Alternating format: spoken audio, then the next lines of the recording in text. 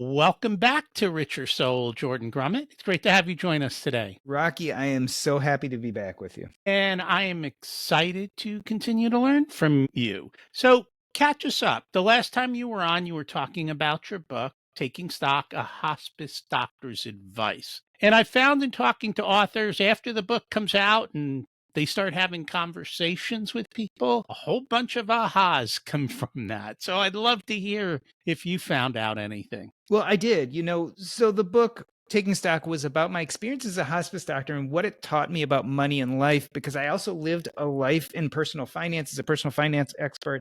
I had my own podcast. And really, there was a big premise behind the book, this idea that we should put our purpose, identity, and connections, and then before thinking about our finances, and then build a financial framework around it. Well, I went out and marketed my book, Taking Stock. I went to a bunch of conferences, gave a bunch of talks, and the same thing kept happening. I would give a talk and it would be well received, and I would be on my way out, walking away from the podium, and some person would come up to me and they would look angry.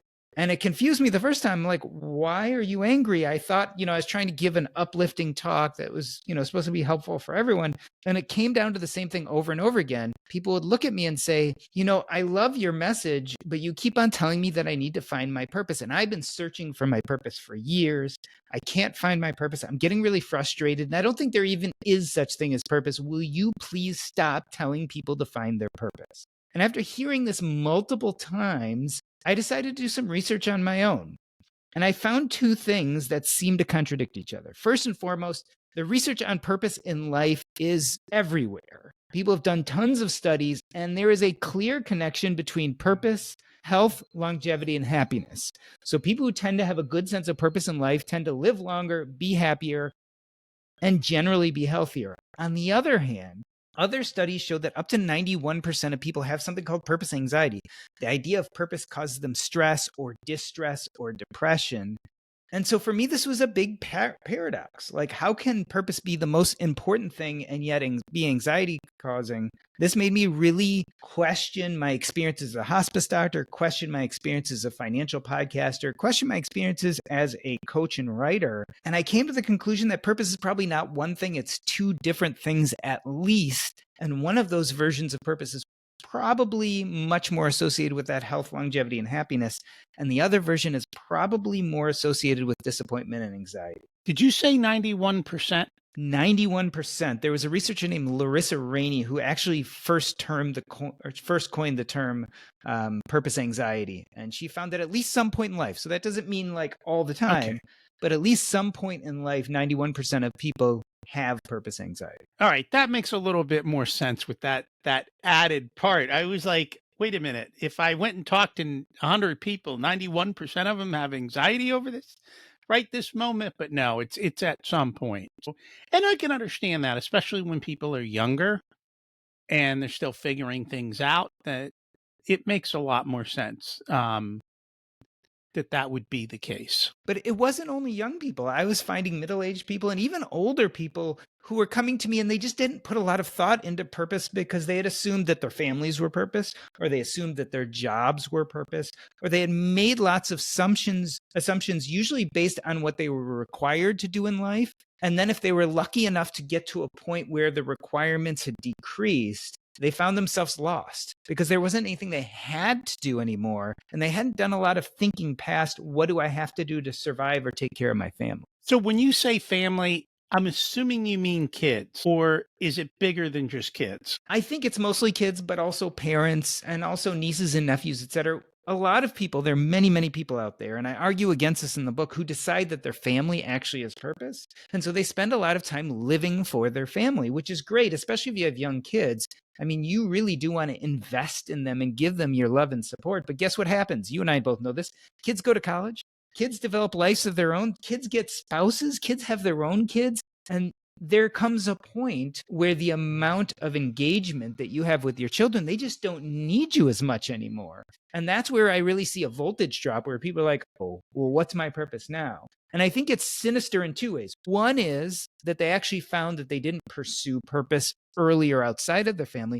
But the other thing is they've modeled this behavior for their children, that purpose means taking care of people you love, which is wonderful.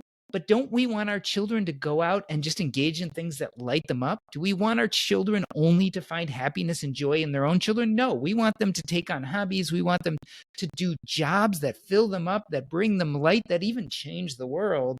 But if you don't model that behavior for them, if they don't see you doing that, why ever would they do it as adults? And that makes total sense. And I do know, and I notice a lot, this isn't judgmental, it's just stay-at-home moms. And it probably today with a stay-at-home dad, because you put so much time, energy, and stuff into the kids, and then when that phase of life ends, then you're stuck. And the same thing in work.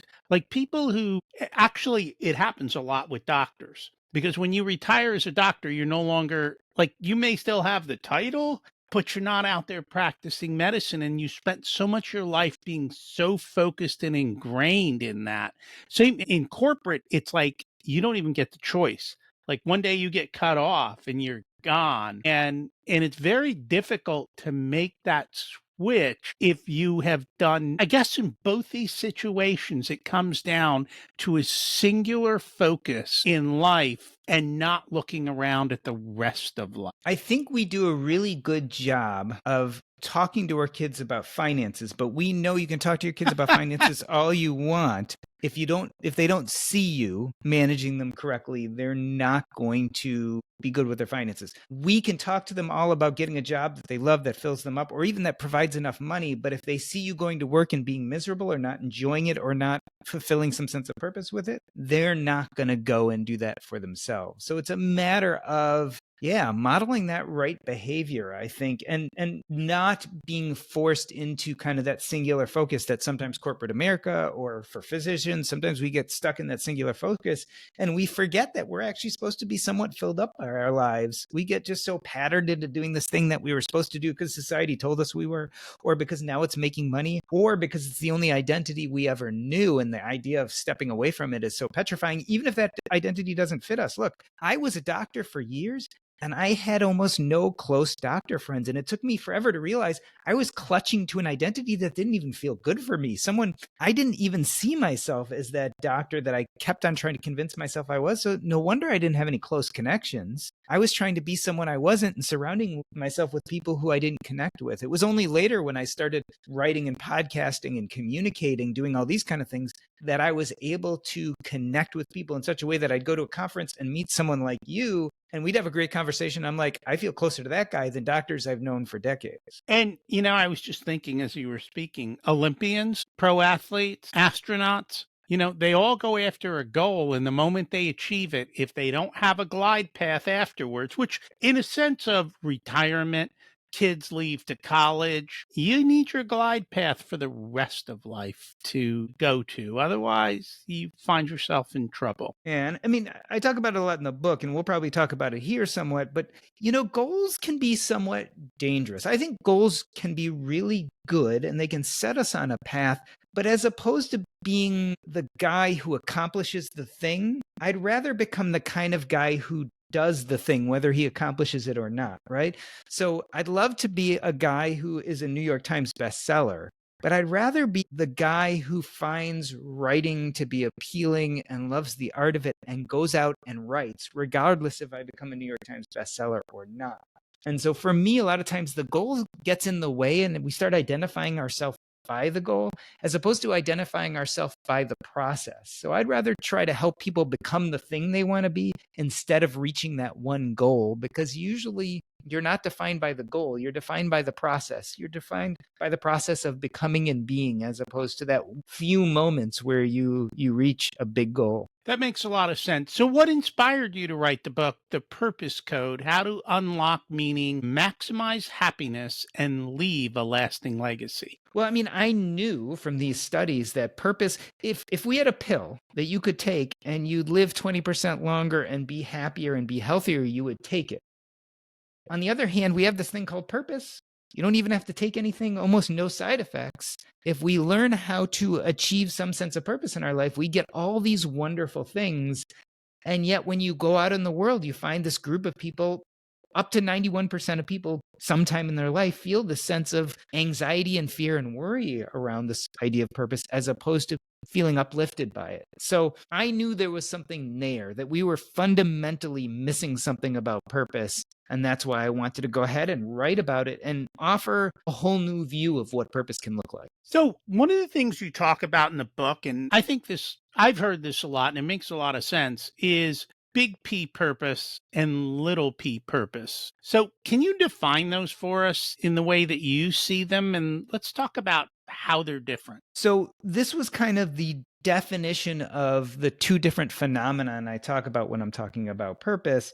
There's one that seems to lead to disappointment. I call it big P purpose, and one that seems to lead to some of these better things that are associated with purpose. So let's talk about big P purpose. Big P purpose is defined by goals. And usually it's big and audacious. I want to become president. I want to travel to Mars. I want to be in Major League Baseball.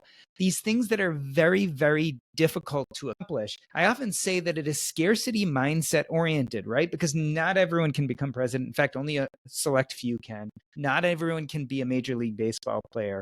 And a lot of times with big P purpose, we don't necessarily always have the agency to accomplish the thing. So if you think about a lot of these bigger goals that we have, you have to be the right person at the right time saying the right thing. And often you have to have the right genetics too, right? So if I want to be a Major League Baseball player, I got to be pretty good at running and catching, and I have to have good hand-eye coordination, all these things that I might have inherited but might not. And so the idea here is it feels very scarce, right? Winner takes all, only a few people succeed. Little P purpose, on the other hand, is opposed to being goal-oriented, is much more process-oriented.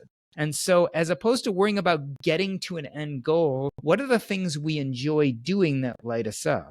So as opposed to being scarcity mindset oriented, this is very abundance oriented. In fact, there's no way to fail. Unlike big P purpose, you either succeed or you don't.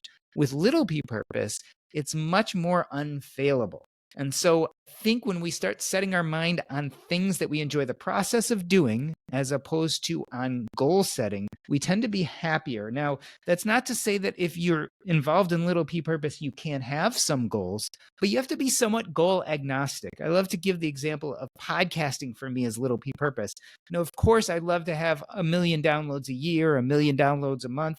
But I only have so much agency to change that. And if I decide that my sense of purpose and happiness really depend on whether I get those 1 million downloads a month, I'm probably going to find myself unhappy, especially if I'm not meeting that goal. On the other hand, if I decide I'm going to enjoy myself, I'm going to do something I like, maybe I can even take some incremental steps and learn how to be a better interviewer. Those are things I all have agency over, not necessarily some huge big goal. One of the things I notice, especially with big P purpose, is people have these big, massive goals. They don't actually take the time to realize what the cost of the goals is. And I mean, the amount of work, effort, what you're going to give up, all of these types of things all have to be considered. And I don't know that people ever look at that when they have these audacious goals. I mean, if you look at most super highly successful people, I don't know that most of them may not have great relationships with their kids, probably married a couple times. Some of them are depressed, right? It's hard to go out in public and just be a person. Everywhere you go, people are either cheering you or, screaming at you. Yeah. And it doesn't make it easy. And here's the thing about it.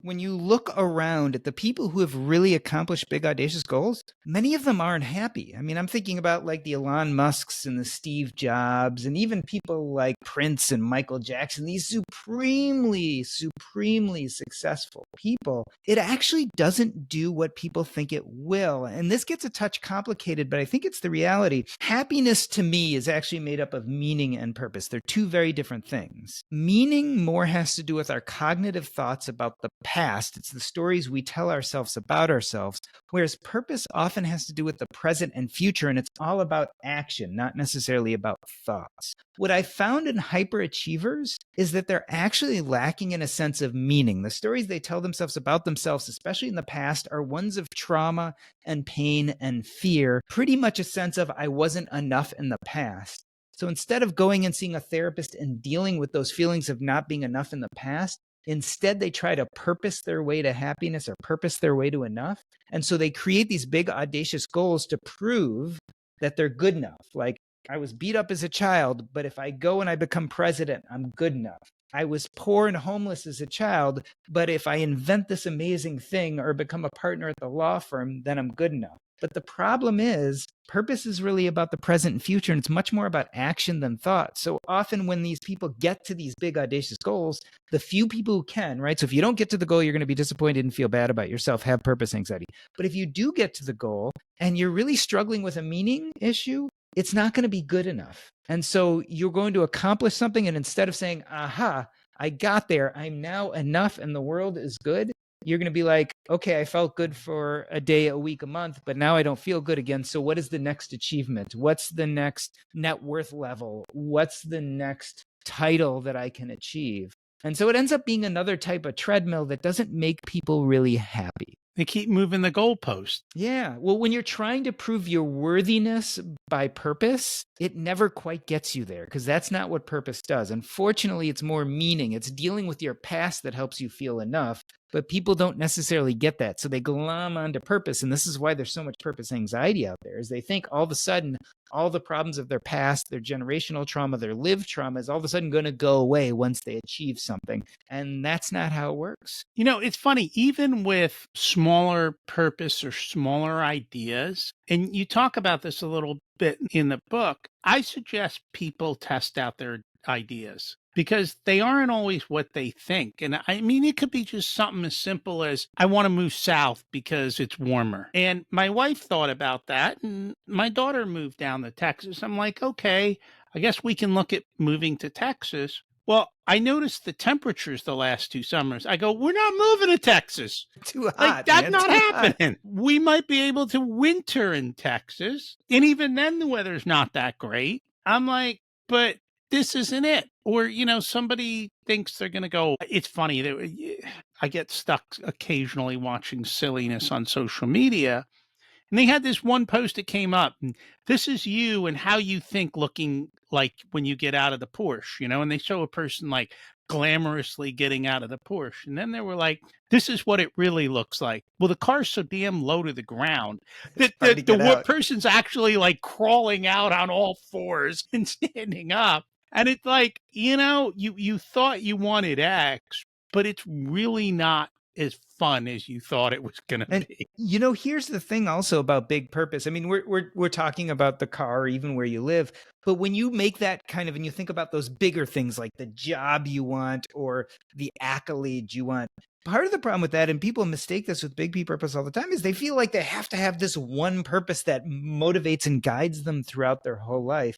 Whereas, just as you were saying, sometimes reality isn't at all what we think it is, or sometimes we change and don't fit that sense of purpose anymore. And that's why I like little P purpose a lot more than big P purpose. Is, you know, you can have one underlying little P purpose, or you can have 10. You can be involved in a version of little P purpose for a week, a month, or a year, and then drop it and move to something else. The point is, does the process of doing this thing fill you up or not? And if it doesn't, it's time to move on. When we get tracked into big P purpose, a lot of times we spend years and years and years doing something we don't even like for a payoff that either isn't worth it, doesn't fit us anymore, or we've actually erased our time and energy to do all these other possible purposeful things for this one huge goal that a lot of times, even if you do get there, you might not be that happy. And so, yeah, it's this big mirage. And we kind of put this mirage in place because society told us, right? Society told us we were supposed to be doing something big. Society told us we were supposed to have quote unquote impact. Our parents told us when we grew up we had to do these things and make a lot of money. Influencers tell us we need six-pack abs and travel the world and wear the nicest clothes. Marketers tell us that we won't be complete unless we do X, Y, or Z. What they're really trying to do is create a sense of big P purpose and then co-op any sense of little P purpose you have and replace it with this big P purpose that allows you to spend money on what they're selling. And so we end up being stressed out and anxious. And social media is a perfect example. It drives a lot of this. It does. And you have to learn to turn it off. And I think it's gotten worse. And they've gotten much better at making it more addictive and building algorithms to give you the things that you might desire to look at, or that you, for whatever subconscious reason, are sucked into, and they They're very good at it. they're very good at it. So one of the things you talk about in the book is the life review process. Can you talk a little bit about how this works? Sure. So one of the biggest problems, whether little p purpose or big p purpose, I of course am a big fan of little p purpose, but people specifically say, well, fine, little p purpose sounds great, but how do I find my purpose? I hear this all the time. I don't know what my purpose is. How do I find it? And I often correct them. I say, well, you don't really find your purpose. You create or build purpose, right? It's a very active process. It's about action. It's about present and future. But it is true that we at least have to decide what to build purpose around. And that's what I call a purpose anchor, an inkling, a beckoning, something that feels important to you that you then build the sense of purpose around. So the question is, how do we find these purpose anchors? And in the book, I discuss 4 or 5 different ways to do that. And one of them is the life review, right? So the life review is something we do in hospice, and it's a structured series of questions we do with the dying patients about their lives. What did they accomplish? What did they fail at? What were their biggest moments? Who are the most important people? And very importantly, what do they regret now that they're getting to the end of life? A very quick life review, a one-sentencer is basically, if I found out I was going to die tomorrow, what would I regret never having the energy, courage, or time to do? And I really want to point to that word regret, because regret in a dying person is disappointment, right? Because you don't have agency to change things and you're dying, you don't have energy, time, etc. But regret in a young and otherwise healthy person is another name for little p purpose. So regret can be a great purpose anchor to start building the life you want by using that as a tool to say, aha, here is something I can start building purpose around. And so that's one of the ways we find these purpose anchors. Now, there are many other ways, right? One of them is, as you and I may talk about, is the art of subtraction, is taking a look at your job and saying, I don't like my job anymore. In fact, I one day want to leave it. But are there any things you love about your job? Do you ever wake up one morning a week and you're like, oh, I'm so excited it's this day because I get to do this task or I get to hang out with this person? Maybe you hate 95% of your job, but like 5%. Well, that 5% can be a purpose anchor. Maybe when you eventually get to a place where you can leave that job, you can start building a life of purpose around that anchor. Or better yet, maybe if you're stuck in that job because you don't have enough money, maybe you can start jockeying to take up more and more time doing that thing you like. Maybe you can start redistributing your work or working with your boss or working with your company to change things so that you can start building a sense of purpose within your job around that anchor. I find a lot of people feel stuck and they don't realize that they have agency to even do this. And they don't even imagine what's possible. It's funny because I was having a conversation with somebody this morning and we were just brainstorming some ideas. And through the brainstorming, it's like, I could actually solve this problem by talking to the person next door to me about XYZ. And I'm like, funny how the answer's been staring you in the face and you never thought about it until we had a conversation. And I said, hey, I'm going to start ideation with you. I don't know that these are the right answers. They may not be, but all I want to do is get you thinking. And that's what happened. I find this very, very often. And specifically, I find it when people are talking about money. They say, I don't have enough money, so therefore I can't pursue purpose. Look, I'm working at my 8 to 6. I have no time. This is what it is. Purpose is just something I'm going to put on the back burner. And here's my answer to that. I think we forget that we have 2 things going in our favor. We have a tool set and we have a bunch of levers. And so a lot of people make the mistake that money is the only tool available. It's one tool. It's a very powerful tool, but it's only one tool. So for instance, you might have your youth, you might have your energy, you might have your time, your communities, your skill set, your passions. Those are also tools. And then we have a set of levers. And I often talk about 3 important levers. There's the joy of addition. You can add things into your life that are purposeful. The art of subtraction. You can get rid of things that aren't purposeful or that you loathe. Or substitution. When you have nothing else available, can you substitute one thing for another that's slightly better for you? And so when we put this all together, I often talk about that mythical 22-year-old who just got out of college and hates their job, but it's the only way they can make money and they feel trapped in an 8 to 6. I say, well, what are some of your tools? When you're 22 years old, you're probably not married. You probably don't have a mortgage. You probably don't have any kids. So you can work 8 to 6 Monday through Friday. But guess what? You probably still have some energy on Saturday and Sunday. What if you built something joyful into your time one Saturday or one Sunday for 3 or 4 hours? Maybe even something we could consider a side hustle, something joyful you're passionate about and maybe could make you some money. And what if you did that for 6 months? Well, after 6 months, if you made some money, maybe you could start working 9 to 5 instead of 8 to 6. Maybe you could start working Monday through Thursday instead of Monday through Friday. Maybe you could scale up that side hustle and get rid of that horrible 8 to 6 to start with. And now you've done the joy of addition, right? You've used these tools like your energy and your time and your passions, and then you've used the joy of addition. But because you've used the joy of addition, you can start using the art of subtraction, which is getting rid of parts of your 8 to 6 you don't like. So it all goes together.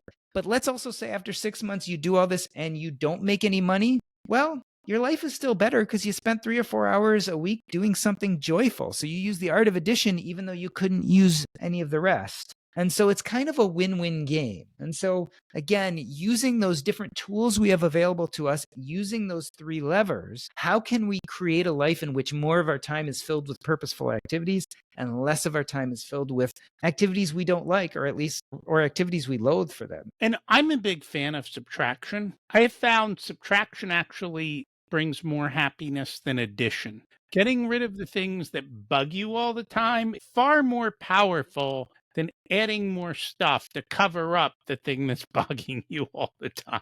I think that's true. And, one of the really amazing things about the art of subtraction is it just creates space and time. And so when you use the art of subtraction, you create space and time, a lot of times addition doesn't feel painful. It feels joyful, right? So I was doing this thing. I didn't like it. I took it off my plate. I now have a little free time. I have more bandwidth. And hey, there's this other thing I always wanted to do, and now I can do it. And that's kind of the way I think about it, is it benefits you on so many different levels. And it does. And you have to be purposeful with that and make the shift on how you do those types of things. And I know for me, we've made a lot of shifts over the years and probably continue to do so. So let's talk about the concept of the climb. And it's basically, right, a framework to help us understand how to take everything we've discovered about our little p purpose and apply it to building a happier and healthy life. So what is this concept of the climb? So as I was talking about before, when we're talking about finding purpose, we're really talking about recognizing these purpose anchors in our life. And so that's kind of what people really stumble on. But just recognizing this purpose anchor isn't enough. You then have to build a life of purpose around it. And that's what I call the climb. That's engaging in different activities surrounding these purpose anchors. That creates that sense of purpose. It creates that sense of busyness, of filling your time, of enjoying the process of doing these things you like to do. So again, I give my own life as examples because it's easy. I know I love to communicate, right? Communicating is important for me. It's exciting for me. I get lots of joy out of doing it. So I know that for me, communicating and having big conversations was an anchor, but then I had to create a life around that. Well, how did I do that? I started a podcast. I didn't make that podcast based on how many downloads I'd get or how famous I'd be or even how much money I'd make. It was based on, there's this thing I love doing. So how can I build these activities into my life that allow me to do that more of my day? Podcasting. Another one is writing books. I like communicating. I've had all these great conversations on my podcast and with my hospice patients and with personal finance people. I love the process of writing books. I get so excited when I sit down, I turn on the classical music, I have an outline or an idea of what I want to say, and then I just start writing, and it feels, don't get me wrong, it can be stressful at times, but it also feels joyful. So this is that idea of the climb. It is purpose in action, and it has a lot of the same characteristics as little p purpose. So your climb shouldn't be goal-oriented, right? Your climbs are only as good as the activity that you enjoy doing. So if you're doing your climb and it's not fun anymore, then it's probably not worthwhile. Your climb should be difficult to fail. It's hard to fail at podcasting, except you decide you don't want to do it anymore. But you connect to your mic and you turn it on and you record, you're basically doing it, right?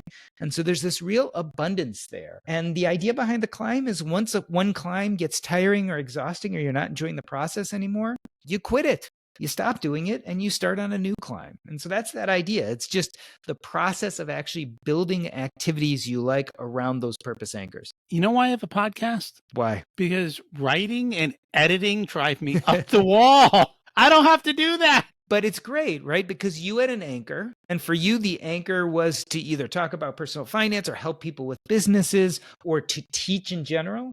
But then you got to pick and choose how to build your climb around that anchor.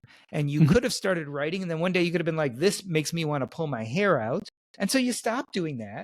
And maybe you put up a microphone, connected, and said, well, how does this feel? And you started doing that, and either you really liked it and you're like, oh, this feels so much better than doing it another way. And so you stuck with that. And I'm sure when you started doing this, you might have said, look, I've got some goals. I'd like to create a business. I'd maybe even like to make some money, or maybe I'd like people to hear this and it helped them. But my bet is that there was some innate joy in the doing that pulled you through those times when the goals were far away. There were times when you're like, you know what? No one's listening. But hey, I'm digging having these deep conversations. I'm meeting cool people, and that makes it worthwhile. And then there were other times when you hit your goals, and you could get excited by that, but you knew goals are transitory. Ultimately, you do the things you do because they fill you up. And I know I've known you, Rocky, long enough, and I know you've been doing this podcast long enough.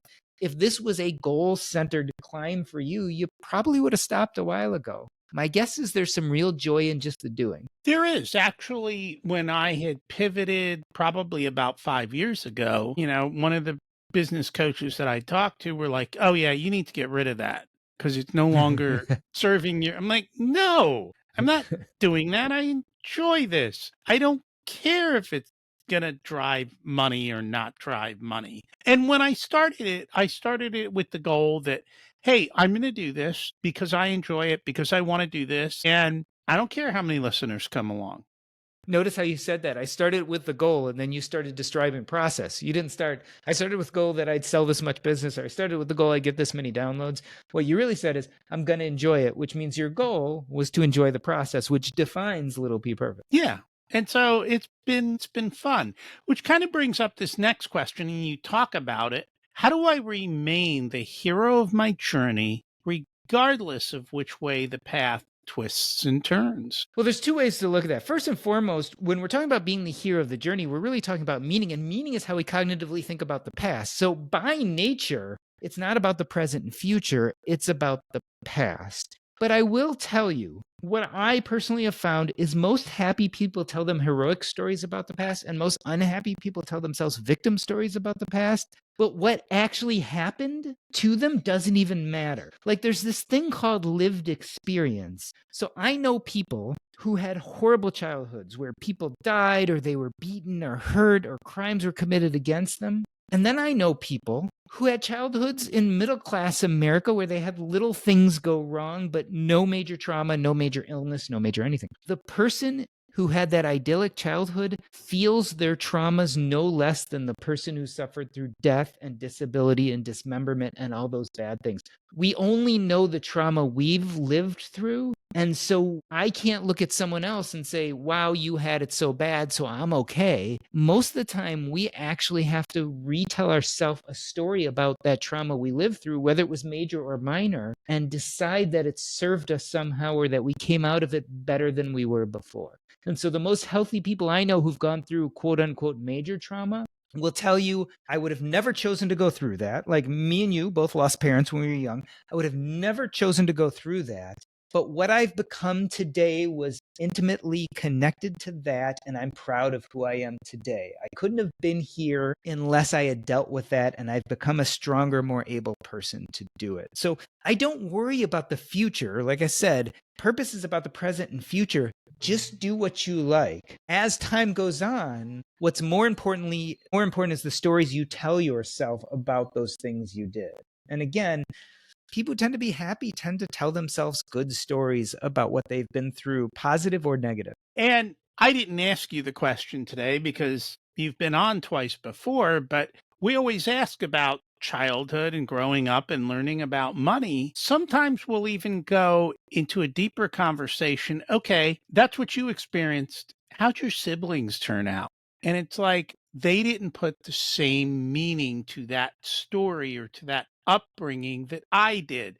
They viewed it from their point of view, which for me was like a major aha. What do you mean everyone doesn't think the way I do? Of course, everyone thinks this way. And I think that's a big part of it is we all get to choose how we react to the situation at hand. And you have to realize that. Yeah, and even for people who don't have that great sense of meaning. So you have two brothers, they both underwent the same traumas during childhood. One is happy and feels the world is good and is surviving and thriving. The other looks at his past, feels like a victim and can never quite make ends meet. The answer for that brother who feels like a victim is to get therapy. They call it narrative therapy, to go back, look at those stories we tell ourselves about ourselves, separate ourselves from the bad things that happen to us, realize maybe I was a good guy in a bad situation instead of being a bad kid, and then rewriting those narratives in much more positive ways. And I think that's much more connected to allowing yourself to be happy than necessarily what you achieve in your present and future. And this is why I think Big P purpose is so misaligned with our needs.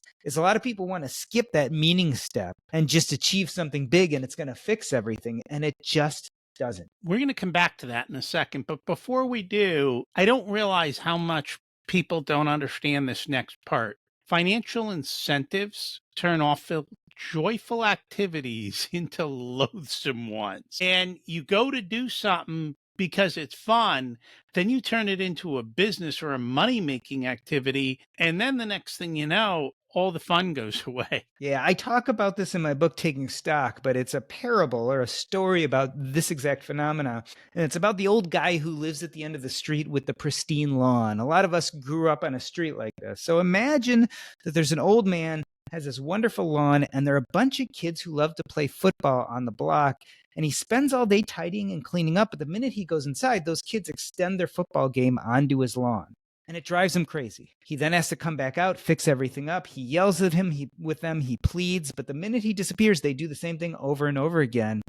But this guy's smart and understands something about behavioral theory. So he goes and uses exactly what you just talked about. He goes to the kids and he says, you know what? I've changed my mind and I think you playing on the lawn is actually good for the lawn. It fertilizes it. It's really good. I'm going to pay you $10 a week for each of you to play on my lawn. Now the kids are overjoyed, right? Not only do they get to play football, which is what they want to do in the first place, but now they have $10 to go spend on candy. So the guy waits a week and then he turns the screws on him. He comes back, he says, you know what? You're not doing a very good job. My lawn is no better than I thought it would be. I'm not going to pay you $10 anymore, but I'll pay you $5. And let's give it a few days and see how it goes. Now the kids are a little bit less overjoyed. They were like, I was getting $10. I'm only getting $5. But we still like playing football, and it's still better. I can still use that $5 to go buy candy. So they play on the lawn for another few days. And then finally, the old man comes back to him and says, you know what? You're doing a lousy job. The lawn looks no better. I'm not paying you any money anymore. You can play on the lawn as much as you want, but I'm not giving you another cent. And the kids, of course, look at him, fuming in rage, and they say, you know what? We are never playing on your lawn again, no matter how much you beg us.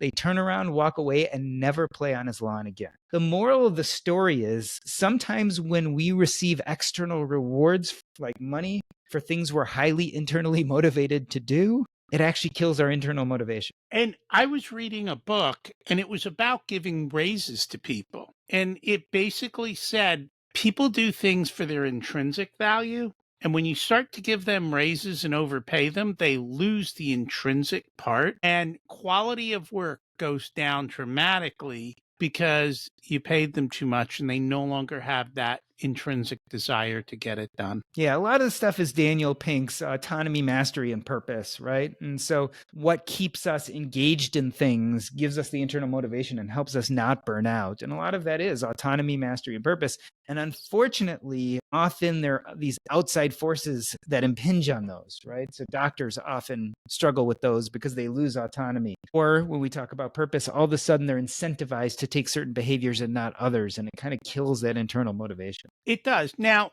I was kind of surprised at this because towards the end of the book, you say meaning and purpose are not the goal. Happiness is not the goal. What you really want is for connections and community. That kind of came out of left field there. So a lot of this also stems from this argument that money can buy happiness. And we've all heard this, right? If you've been in personal finance at all, there are 2 or 3 major studies, right? The first one was Kahneman and Deaton, right? Kahneman and Deaton did this study, basically said, you know what?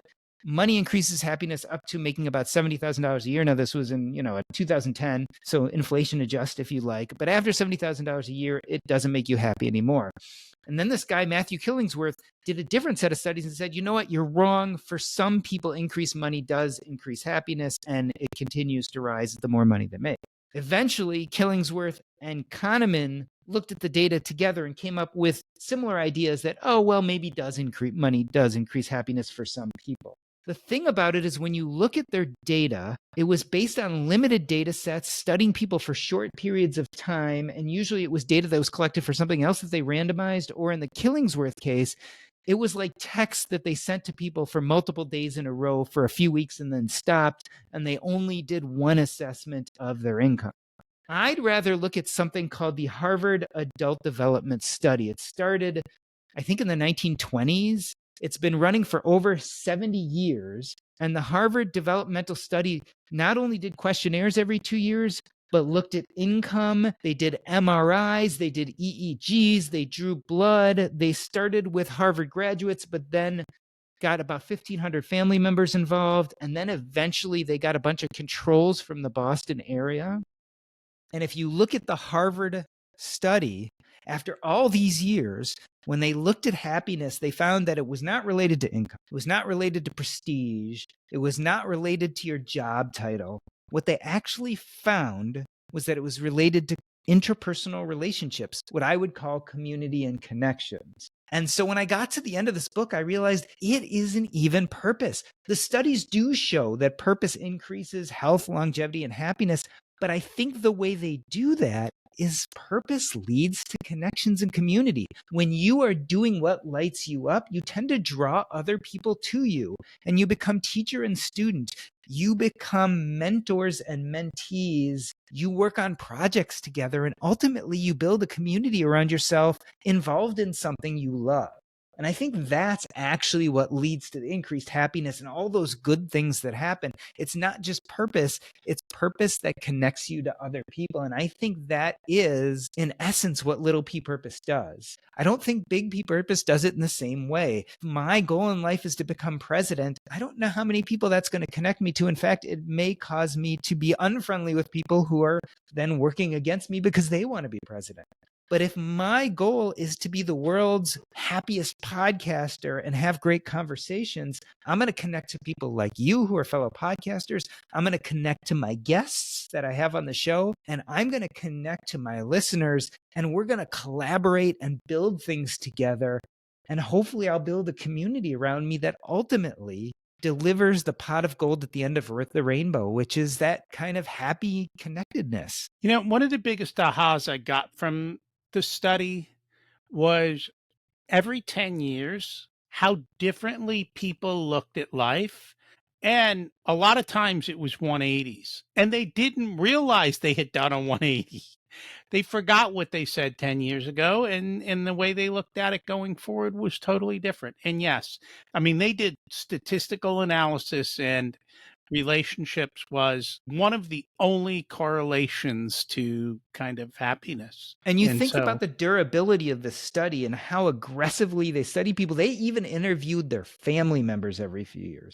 And so this is why, me personally, I don't put much into the whole kind of Kahneman Killingsworth studies, just because when we look at the detail that went into the Harvard study, that speaks volumes. And I guess they kind of study slightly different things, but I think we can connect. No, very true. One of the things that I really enjoyed in the book is pretty much at the end of each chapter, you had action items. So not only did you explain what to do, but you actually got people to take action on them. And I found that seems to be a newer trend in a lot of books, is they combine the theory and the behind the scenes, but then here's what you do about it, and here's how you can move forward. What prompted you to do that? Well, I think this is always a problem in these big theoretical books, right? This is a theory philosophy-based book, which sounds great, but if you can't then take the 1,000-foot view and bring it down to actionable, tactical experience activities today, then I've probably added to the confusion. So I like to end each chapter with those tactical experiences because it's like, okay, we've talked about the philosophy. Now let's talk about how you can actually bring this into your life today. And so for me, I feel it's really important to just kind of bring it down to your current average everyday life and away from some of the philosophy. I don't think we can move forward without the philosophy, but I think it's just one piece. That makes a lot of sense. You told a lot of stories in the book. Did you have a favorite? The favorite story for me is the opening story, which is about Roman in the baseball card store, because it changed my life. That one comes up over and over again. And the other story that really comes up over and over again is the one about my maternal grandfather, because we talk about generational growth, which is something I don't really hear people talk about. We often talk about generational trauma, how our parents and grandparents leave a legacy that causes behaviors that don't serve us. But my goal in this book was not only to say you should pursue little p purpose because it'll make you happy and it's good for you, but to make the argument that your impact in the world will be greater than with bigger p purpose. And the bridge to that is what it's called generational growth. And that kind of story of my maternal grandfather and how he affected my life 60 years later, even though he died before I was born, shows to me the strength and the power of little p purpose. Nice. Is there anything we should have chatted about but didn't get a chance to? I think with that last discussion, generational growth, I think, is a key concept in the book. And to make it very straightforward, a lot of people go after big P purpose because they think that's the only way they're going to have impact or legacy. That's the way they're going to change the world. But I tell several stories in the book about how people doing the things that light them up has consequences, often unintended, that actually changes the world and probably in a more durable way. So in the beginning of the book, I talk about Roman, who owned an antique store and found his little p purpose in selling baseball cards. And in so doing, accidentally created a community that I joined when I was very young. And my father had just died and I had a learning disability and I was really kind of nerdy and I had no friends. And he unwittingly created a community that changed my life. It gave me confidence. It helped me find my people and friendships. It made me believe in myself. Because of that, I eventually became a doctor. I eventually became successful. All these things happened because of him. And so he wasn't trying to change the world. He wasn't, his goal was not to have big impact. But 30 years later, he died of cancer a long time ago, and yet I'm still talking about him because he changed my life. And this is what happens, I believe, when we pursue little p purpose. His goal was not to change my life. He just realized he loved baseball and baseball cards and decided to turn his antique store into a shop that also sold baseball. I think the biggest thing is instead of trying to change the world, change yourself. Yeah. And change yourself and do important things, and the world will change in positive ways around you. That it will. What's your secret to living an abundant life? I think for me, abundance is about pursuing things that light you up. So my version of abundance is little p purpose because it has allowed me the ability to find a million different things that I like. And my biggest problem is not finding things I like. It's narrowing down which ones I'm going to do in the day because there's so many of them. Well, and that's a great place to be where you have so much you want to do that you actually have to choose versus people who are like, oh, there's nothing good to do. What did you learn later in life that you wish you would have learned sooner? Man, I learned that money is a little bit of a mirage and we spend a lot of time worrying about money. And instead of focusing on that, we should just look at it as a tool to do more important, cool stuff. And it is a tool. And unfortunately, nobody teaches you how to use it as a tool. It's not what's taught in school. If you were to give an 18-year-old one specific piece of wisdom, what would it be? It's going to sound like it contradicts itself, but it doesn't, because I would give you two. I'd say put purpose first, right? Think about purpose before you build your financial future, but also you're 18, start investing. Because the power of compounding is so powerful. If you do want to have a lot of that tool of money and you start at 18, it's a lot easier when you get to 30 and 40 and 50. And that is true. The math is unbelievable. And you can start small and end up with big results. And what that actually does, though, is give you the financial freedom to pursue whatever it is you want to. And you don't have to wait till you're 65. You can even at 22 go, hey, I've saved a little bit of money. I have the freedom to take 6 months off. Or you just got to figure it out for you and make it work your way. Most definitely. If people would like to learn more about you in the book, how do they do that? So you can find my book wherever books are sold. If you're interested online, you can go to Amazon. It should be in most bookstores. But if you have any problems with that, go to jordangrumet.com. That's JORDANGRUMET.com. There you'll find links to both of my books, as well as the other places where I produce content, including my Substack, my financial blog, and my podcast. Awesome. We'll make sure to put that in the show notes. Thank you so much for joining us today. Thank you for having me. This was a blast. Thanks for checking out this unedited video of the Richer Soul podcast. You can find the full episode along with all the back episodes at richersoul.com. This podcast is brought to you by Profit Comes First, where we help business owners to have a more profitable and growing business so they can live the life of their dreams. Check that out as well wherever you listen to all this content.